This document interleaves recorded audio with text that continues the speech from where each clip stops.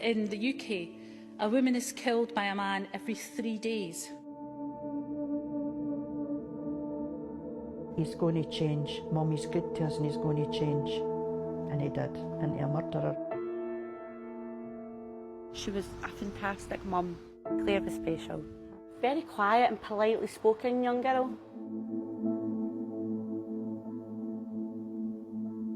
Our lives have just imploded.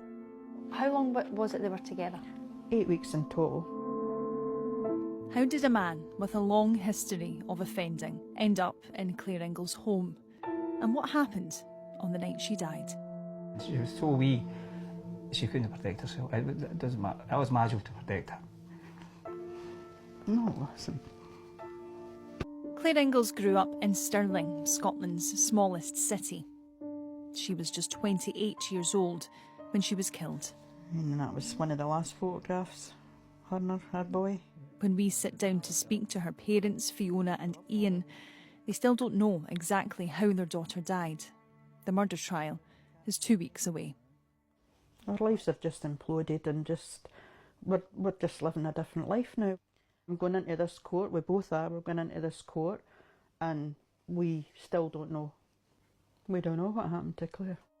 This is the bit you don't think this will happen to you. You hear that in the news, you hear that bit. It happens to somebody else. It has to happen to somebody, but you don't think it's going to happen to you. Claire Ingall's relationship with Christopher McGowan was brief. How long was it they were together? 8 weeks in total. 8 weeks, with a break of a month because he was in prison. Her mum says McGowan randomly stopped her in the street one day. We didn't know Christopher McGowan before this. I just knew of him through Claire when she warned me 3 weeks before that he had shouted at her on the road. Oh, wanted to talk to her. She couldn't wait to get away from him. This is what really I can't get my head round. Claire's gone home that night. That was it. Told me, phoned me, told me about this. Christopher McGowan stopped me. I know she was glad to get up the road and get away from him and he's a bad one. And then 3 weeks later to phone out the blue and say, by the way, I'm in a relationship. And Claire, being Claire with me, thought it was a joke. I can mind it. It's just like when people say, can you remember where you were when Princess Diana died? I can remember sitting on the couch and Ian being on the computer chair and me just standing up and saying, she's in a relationship with Christopher McGowan. I was so close to her and I thought I could get through to her. I really thought I could get through to her. Unfortunately, no. He thought his Christmas all came together because he walked into a lovely house and Claire was getting money off us as well when she needed it, whatever it was, and he jumped on the bandwagon and thought this is great. Christopher McGowan had a drug problem. Claire's parents say he was using their daughter to borrow money. That day, right up to the last minute, she was asking me for £25. It was £25. Can I get £25? And we found out since that's how much it is for a hit of Valium.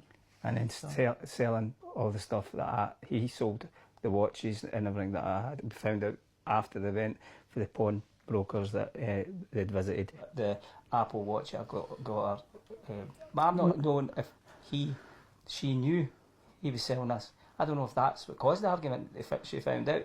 We only found this after when the police found out what he'd been selling off. In Claire's home city, overlooking the River Forth, a bench stands in her memory. We will look for you in rainbows. Claire was just so loving, caring, she was bubbly, all for her wee boy. With her family, she was like a close-knit family. They were just the complete opposite from what he was. And what was he like? Just in and out of jail, horrible, always getting up to no good. Just totally somebody that you wouldn't think Claire would ever go for. When you did find out that she had been killed, can you sum up how that felt? Just felt totally heartbroken, as if like you didn't want to believe it was true. Christopher McGowan has 40 criminal convictions, including several assaults, carrying a knife, repeated breaches of bail, and multiple breaches of the peace. He also has a conviction for a breach of the peace with a domestic aggravation from January 2014. This means he was acting in a threatening manner towards a current or former partner. The strength and weakness of the system is there aren't hard and fast rules, but there's flexibility for a sheriff to look at the particular circumstances and decide whether to grant bail again. Ian Moyer is a criminal defence lawyer. While he has no involvement in the Ingalls case, part of his job is to make bail applications. Obviously, the sheriff has a balancing act to carry out, and the older the offence that is on the record, then obviously the less significance or weight that the sheriff will attach to that. Oh, there's lots to be answered.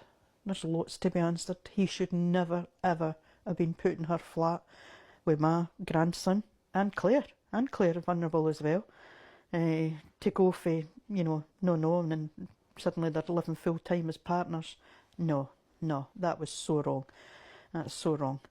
Not with the past that he's had and the criminal record he had. He should never have been allowed. In the months before Claire's death, McGowan was granted bail 5 times. Following a court hearing for a driving offence, he was released to Claire's home. His defence argued he was now in a positive relationship. But in a chilling sign of what was to come, the sheriff said in court, "I can tell you this, if you get into any trouble, you will almost certainly get a prison sentence." Why did they put him into Claire's house? He wasn't allowed to be in Claire's house for more than 3 days. That was the tenancy agreement.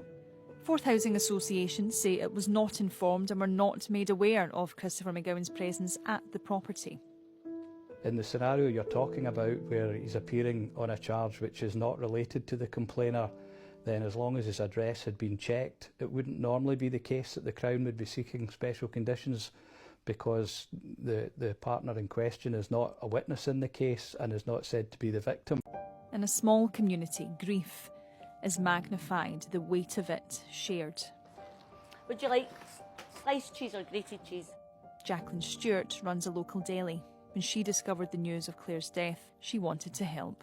I've got a daughter myself, a couple of years older, and I couldn't imagine anything like that happening to my own daughter. So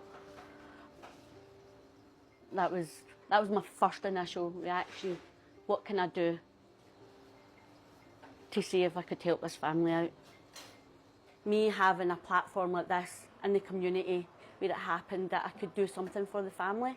Everybody was speaking about it, and we thought, why don't we raise some money for the family? And that's what we did, and it was unbelievable. Other companies were coming in and wanting to put money into it, and people phoning up, and it was a community coming together, really. My relationship with Claire started when we were obviously at high school. Claire was loved by each and every person that met her. Like, there was not a soul, I think, that could say a bad word about her at all. I was in my house, and I remember it being a Sunday morning and getting a phone call at 7 o'clock telling me what had happened, and that was me the full day. I sat, cried, and like, I just didn't know what to think or what to do. I think Claire's loss has definitely gave like a lot of probably younger girls and things a big fright. Stacey describes McGowan, or Kiki as he was known, as persuasive. Kiki was completely different to Claire. He wasn't the type that Claire would ever have went for. I can quite believe that Kiki probably would have been really nice to her at the start, and maybe kind of reeled her in like that. And then I would describe Claire as being a bubbly, amazing character. Like, she always loved to be involved in things, always tried to encourage people. She was always smiling, she was always happy. She's just tried to change somebody that's had the change in them, and it's went too far. Total control, absolutely. And I don't know how short a period, because this is a girl walking her son down to school and walking back up, and that was basically her life. And then he comes in from the side. At that time, she was talking about she hated him, and from that point to the point she died, she was under control of somebody. Claire said to me, "Don't call him Christopher, don't call him Kiki, because that's what he was known about. Call him for Christopher McGowan is about I can change him." He's going to change. Mummy's good to us, and he's going to change. And he did, into a murderer a week later. I keep saying that. And that's exactly what she told me. That's when I say, well, if there is a God, I was able to get Claire for that weekend that my mother was dying because she was so, so close to her gran. Fiona Ingall's own mother, Claire's gran, died a week before Claire's murder. She was coerced that night as well because she was going into different rooms taking selfies, and I wondered at the time, it was really strange. I thought, why is she going into different rooms? And now I'm thinking, was this her having to prove where she was at a certain time? She never, ever, ever used emojis in any of the texts that she sent me. And a couple of times I had said to her, you know, what's with your spelling? What is wrong with you? And now I'm thinking, well, he had her phone. He's had her phone. He's been in control. He's just took over. He just went in and totally took over. In the UK, legislation exists which is designed to protect victims from not just physical abuse, but controlling and coercive behaviour. That's where an abuser might isolate or manipulate someone or control their finances. But those laws vary across the UK, and how they're being implemented by both the police and the courts has generated some criticism. Heading into the trial, Claire's parents say they've been trying to piece together what happened that night. We just know her death certificate was head trauma. Now, what does that mean? Was it one blow? You know, was he, you know, multiple blows? I'd like to think it was quick and she didn't feel anything and that was it. But we've got told roughly, but I'm going to have to sit in court and hear whether she was fighting for her life or, you know, was it in that main room where she was murdered? Is that where it happened, or, you know? Claire had cold shoulder, so she could only raise her arm that high, so she couldn't even fight back if she had to. She could never lift a hand higher than that, so she couldn't even protect herself if she had to. And she was so wee, she couldn't protect herself. It doesn't matter. It was my job to protect her. No, listen. Wasn't it? Right. There's nothing we could have done, nothing you could have done. Right. The court hears how Claire's final days were dominated by her so-called partner's violent and chaotic behaviour. On the 26th of November, a neighbour was returning home when he heard McGowan shout at Claire, "Hurry up, you fat cow." The following day, McGowan fails to comply with his curfew. Bail conditions stated he had to remain at home between the hours of 9 p.m. and 7 a.m. Police report multiple locations in Stirling where he was out with his bail address. That night, a taxi collects the pair around 9 p.m. The driver says the tone and language McGowan used towards his girlfriend was demanding, demeaning and aggressive. McGowan shouted at Claire to get money for alcohol, before adding, "I'll kill you." Shortly before 10 p.m, Claire visits a local shop to get what McGowan asked for.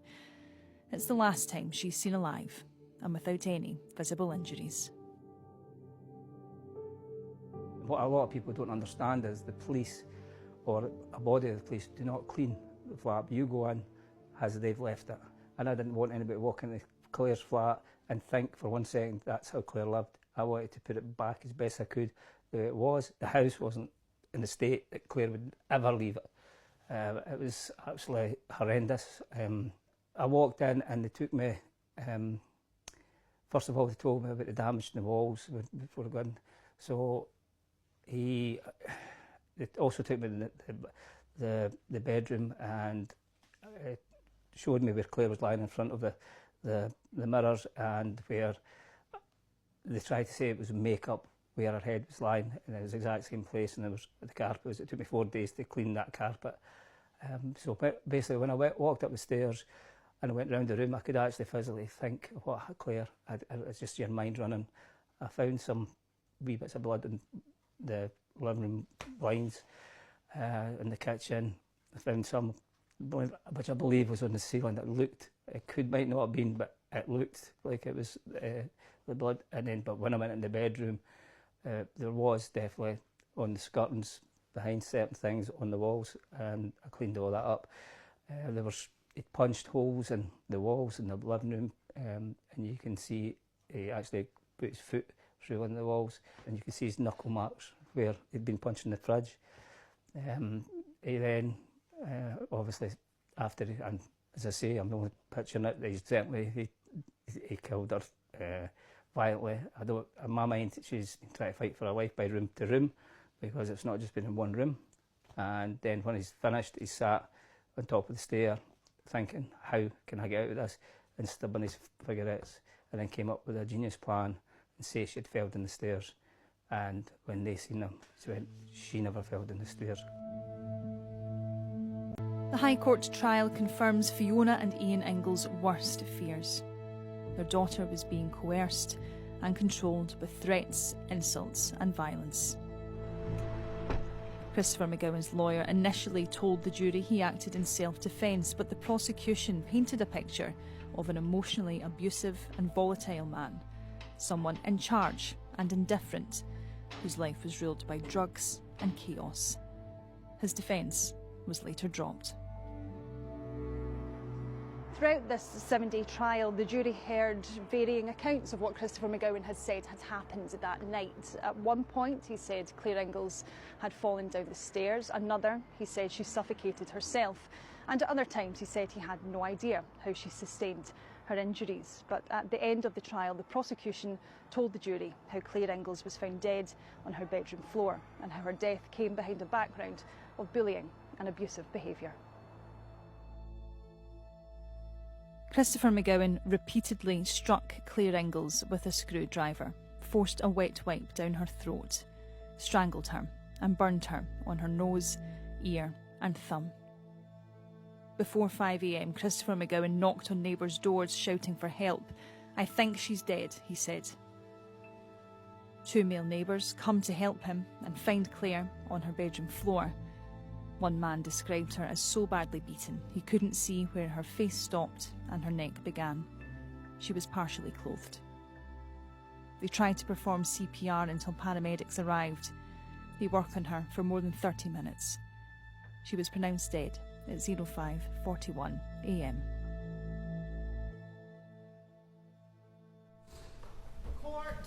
Christopher McGowan was found guilty of her murder and sentenced to life in prison. The fact is, this young woman was not only murdered, she was subjected by you to nothing short of torture.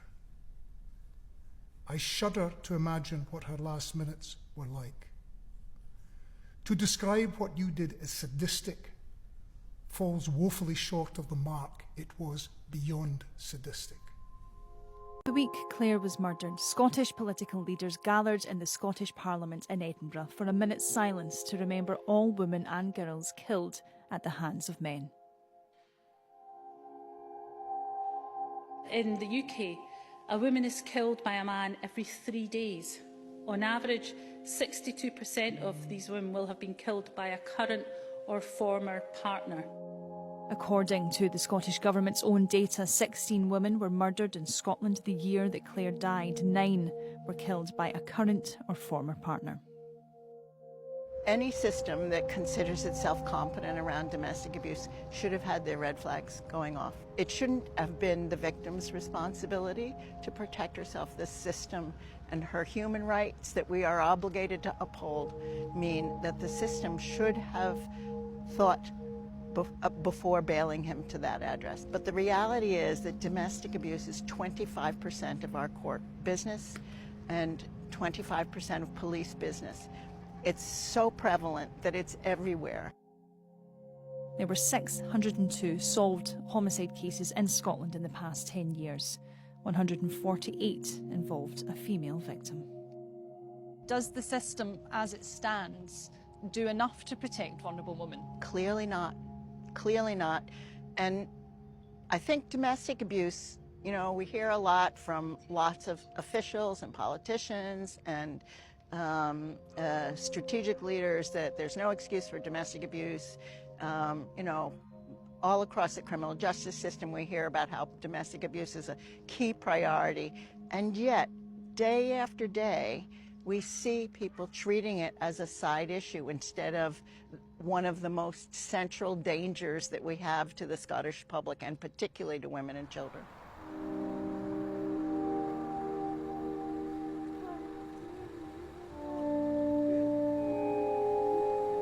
everything in Claire's life was pink. Everything. Her bedroom was pink, the bathroom towels were pink, it had to be pink. When you love someone, goodbyes are hard. Claire's family did their best to honour their girl as they knew her, fun and full of life. When we went down and we looked at the coffins, I just thought, no, I can't just have an oak coffin and, you know, something plain. It had to be pink.